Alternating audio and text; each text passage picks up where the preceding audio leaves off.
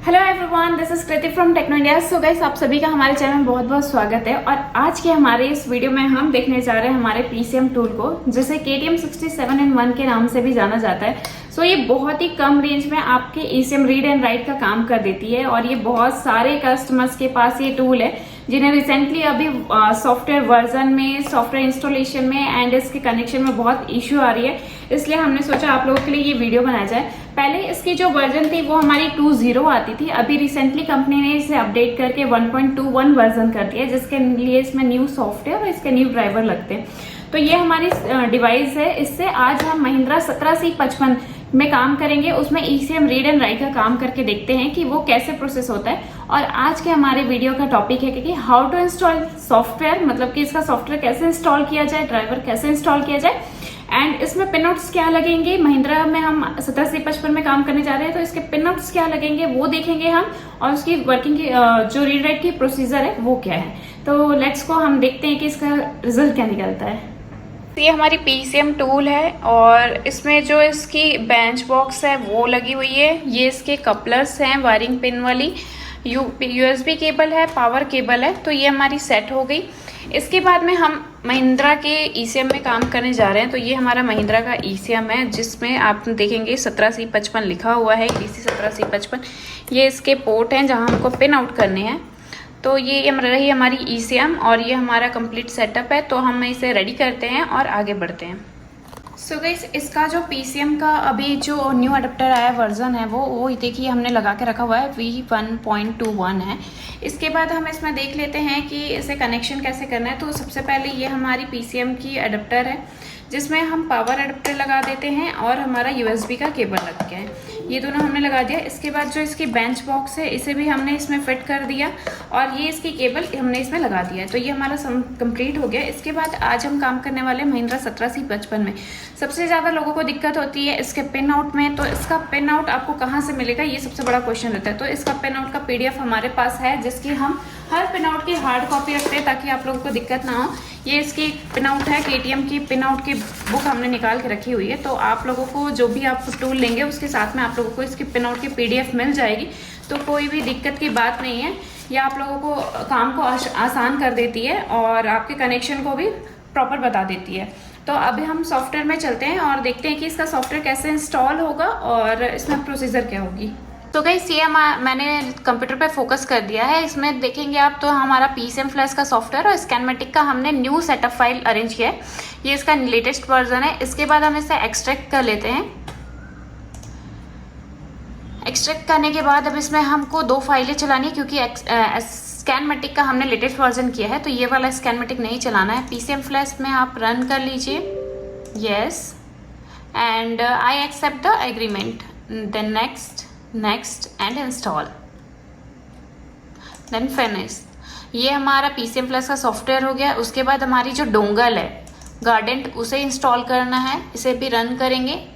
Actually ये installed है, इसलिए यहाँ पर अनइंस्टॉल का ऑप्शन आ रहा है। तो मैं पहले आप लोगों को दिखा देती हूँ। ये अभी अनइंस्टॉल हो गया है, ठीक है। तो इसे बंद कर देते हैं। अभी मैं इसे फिर से इंस्टॉल कर देती हूँ। ये हमारा गार्डेंट है जिसे हम रन करेंगे एंड नीचे इसमें आप ऑप्शन देखेंगे तो इंस्टॉल का ऑप्शन आ रहा है, देन यस। ओके, आप लोग कुछ इसमें बीट की आवाज़ आ रही होगी, टुडुंग टुडुंग कंप्यूटर कर रहा है, दैट मीन्स कि ये इंस्टॉल हो गया, इंस्टॉलेशन कंप्लीट आपको आ रहा है। इसके बाद जो हमारा थर्ड ऑप्शन था वो था हमारा स्कैनमेटिक। इसे भी हम रन कर लेते हैं। Next, I accept the agreement and next install. यहाँ पर हमारी जो सॉफ्टवेयर है वो इंस्टॉल्ड हो गई है। अब हम इसमें वर्क करेंगे। तो ये देखिए, ये जो पीसीएम फ्लैश के नाम से है ये हमारी सॉफ्टवेयर है। ये रही हमारी सॉफ्टवेयर। यहाँ पर आप लोगों को चूज़ करना रहता है कि आप कौन से ईसीएम में काम कर रहे हैं। उसमें आपका जो ड्राइवर है, मतलब 17C55 है कि क्या है, वो आपको सिलेक्ट करके यहाँ पर डालना पड़ता है। उसके बाद में आपको बाकी option, identification, read and right के ऑप्शन दिए रहते हैं। तो सबसे पहले हम अब पिन आउट कर लेते हैं, कनेक्शन कर लेते हैं। सो गाइस, जैसा कि मैंने आप लोगों को बताया कि हमारे पास इसका PDF है। तो मैं PDF में से सबसे पहले इसका डायग्राम निकाल लेती हूँ। 17C55 EDC 17C55 का हम डायग्राम निकाल लेते हैं। 17C63 और ये रही 17C55 महिंद्रा स्कॉर्पियो XUV 500, ये सब जो है EDC 17C55 में आते हैं। इसका जो CPU TC नंबर है 17C67, इसको हमें यहाँ पर सिलेक्ट करना रहता है। जब हम डेस्कटॉप में सॉफ्टवेयर चलाते हैं वहाँ पर हमें इसे सिलेक्ट करना पड़ता है, तो ये भी ऑप्शन यहाँ दिया हुआ है। तो अभी हम इसका कनेक्शन कर लेते हैं। आप देखेंगे तो ये देखिए इसका कनेक्शन प्रॉपर दिया हुआ है, जैसा इसमें बोला है हम वैसा ही कनेक्शन करेंगे। ठीक है, तो ये रही हमारी ECM एंड इसके बाद हम कनेक्शन कर लेते हैं। सबसे पहले आप देखेंगे तो हमारा जो फर्स्ट बड़ी पिन वाली जो रो होती है उसमें आपके सेकंड कॉलम में फर्स्ट नंबर, दैट मीन्स के 6 नंबर पे रेड पिन है, बड़ी वाली रेड पिन है। तो हम सबसे पहले इसमें बड़ी वाली रेड पिन निकाल लेते हैं। ये रही हमारी बड़ी वाली रेड पिन, इसे हम कनेक्ट कर लेते हैं।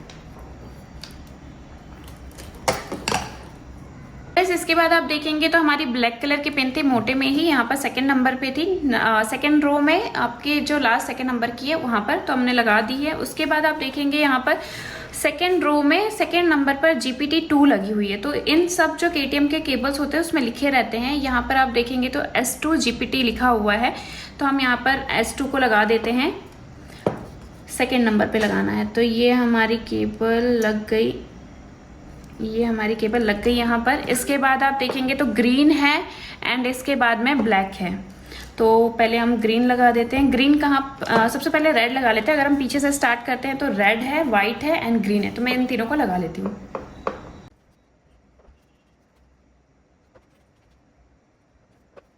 सो हमने यहाँ पर 3 कपलर लगा ली। सबसे पहले नीचे रो में एक पॉइंट छोड़ के रेड था, उसके बाद 4 पॉइंट छोड़ के व्हाइट, देन उसके सेम बगल में ग्रीन है और येलो हम लगा चुके थे जो कि GPT1 थी। अब उसके बाद हमको GPT2 थी, अब GPT1 लगानी है जो कि ब्लैक कलर की है।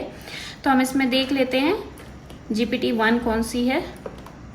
गाइस हमने कनेक्शन कर ली है, ऊपर की हमारी कनेक्शन लग गई है, नीचे की कनेक्शन हमारी जो वाइट थी GPT1 थी वो हमने लगा दी। जरूरी नहीं है कि उसमें जो कलर दिया उसमें भी सेम रहे, तो हमने कनेक्शन कर लिया। अब हम इसमें सॉफ्टवेयर में वर्किंग करके देखते हैं। यहाँ पर आप देखेंगे तो हमारी पावर सप्लाई ऑन है, USB केबल भी लगी हुई है। सॉफ्टवेयर में चलते हैं हम।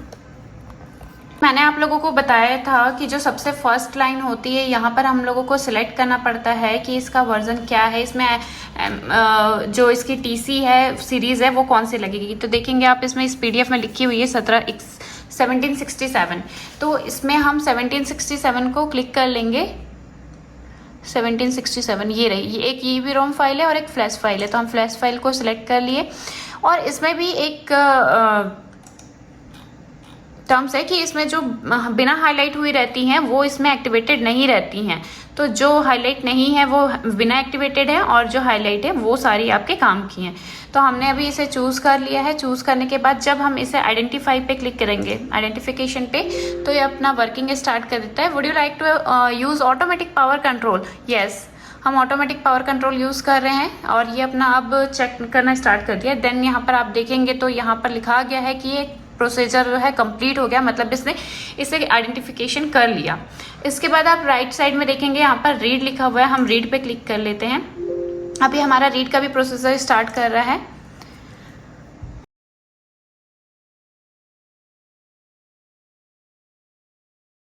तो गाइस यहाँ पर हमारा जो रीडिंग था वो सक्सेसफुली कंप्लीट हो गया 100% पर, और ये अब हमें इसे सेव करने कह रहा है। तो आप जहाँ भी इसे सेव करके रखना चाहते हैं बिल्कुल अच्छे से रखिएगा, ताकि नेक्स्ट टाइम अगर कुछ भी इशू आता है राइट करने के बाद तो आप इस फाइल को, ओरिजिनल फाइल को उसमें सेट कर सकते हैं। यहाँ पर हम इसे सेव करके, मैं भी फिलहाल के लिए डेस्कटॉप में सेव कर रही हूँ इससे 01। आप इसे सेव करके रख लीजिए एंड सेव। तो ये हमारी सेव हो गई और ओके। तो यहाँ पर आप देखेंगे ये हमारी सेव फाइल आ गई है। अब इसे हम दोस्तों हमें हमारी रीडिंग होने के बाद अब हमें राइटिंग करनी है। तो यहाँ पर आप सेकंड ऑप्शन में देखेंगे, यहाँ 3 ऑप्शन दे रहे हैं। यहाँ पर आप जब क्लिक करेंगे तो जो भी आपने फाइल जहाँ भी सेव की थी वहाँ से इसे सिलेक्ट करना है, देन ओपन करना है। उसके बाद आपका राइट का ऑप्शन अब हाईलाइट होने लगा, यहाँ पर क्लिक कर देना है राइट पे, उसे ओके कर देंगे। यस, तो ये आपका राइटिंग का काम स्टार्ट हो गया। दैट मीन्स कि आपने जो फाइल रीड की थी अगर आपको उसकी जगह दूसरी फाइल डालनी है तो ये राइट हो जाती है। आप देख सकते हैं सामने स्क्रीन पर कंप्लीट सक्सेसफुली हो गई हमारी राइटिंग। तो ये आज की हमारी KTM 67-in-1 की प्रोसीजर थी। सो गाइस अभी हमने देख लिया कि इसमें वायरिंग का डायग्राम कैसा था, इसमें क्या प्रोसीजर था और सॉफ्टवेयर को कैसे इंस्टॉल किया जाता है। सो आज का हमारा टॉपिक कंप्लीट होता है। और अगर किसी को भी किसी प्रकार की डाउट है तो हमें स्क्रीन पर दिए गए नंबर से कांटेक्ट करें। अगर आपका कोई ईसीएम काम नहीं करता है, कनेक्शन नहीं होता है, तो आप लोग दूसरी ईसीएम में ट्राई करके देखिए। आज हमारे पास कस्टमर आए थे जिनके एक हिस्से में कनेक्शन नहीं हो रही है, तो आप दूसरे हिस्से में जरूर ट्राई करिए, क्योंकि कभी कभी हो सकता है वो ईसीएम ही खराब हो। जरूरी नहीं है कि हर समय सॉफ्टवेयर या डिवाइस खराब होती है। आपकी अगर ईसीएम खराब है तो भी वर्किंग नहीं होगी, तो इस बात का जरूर आप लोग ध्यान रखिएगा। और ऐसा नहीं है कि हमें भी सब चीज आता है, तो आप लोगों को भी ढूंढना पड़ता है, वायरिंग डायग्राम हमें भी ढूंढना पड़ता है, हर चीज करना पड़ता है। सो गाइस, वीडियो अच्छी लगी हो तो लाइक सब्सक्राइब जरूर करिएगा। एंड किसी भी प्रकार की इंक्वायरी के लिए आप हमें स्क्रीन पर दिए गए नंबर से कॉन्टेक्ट करिए। And thank you for watching this video.